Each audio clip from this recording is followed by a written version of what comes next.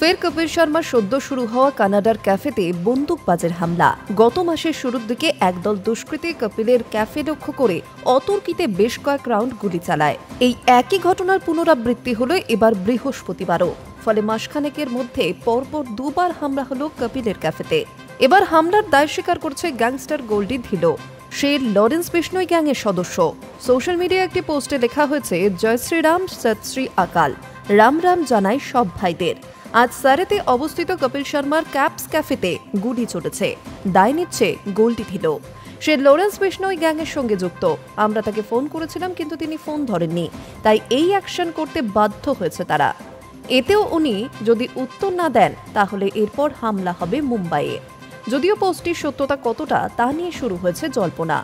উল্লেখ্য, গত মাসের 9 তারিখ রাতে আচমকা একটি গাড়ি করে আসে একদল দুষ্কৃতী। তারপরই সদ্য শুরু হওয়া কপিলের ক্যাফেতে লক্ষ্য করে অতর্কিত বেশ কয়েক রাউন্ড গুলি চালায় ওই দুষ্কৃতীরা। ঘটনায় কেউ হতাহত না হলেও আতঙ্কের পরিবেশ তৈরি হয়েছিল। সেই হামলার দায় নিয়েছিল খলিস্তানি জঙ্গি হরজিত সিং লাড্ডি। খালসা ইন্টারন্যাশনালের সঙ্গে যুক্ত ওই সন্ত্রাসবাদী।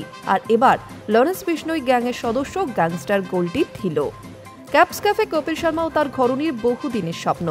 আর ঠিক স্বপ্নের মতোই তারা সাজিয়েছেন নিজেদের নতুন ক্যাফেটি। গোলাপি ও সাদা রঙের মেলবন্ধনে সেজে উঠেছিল তাদের ক্যাফের অন্দরমহল। খাবারেও ছিল সুস্বাদু নানান পদ।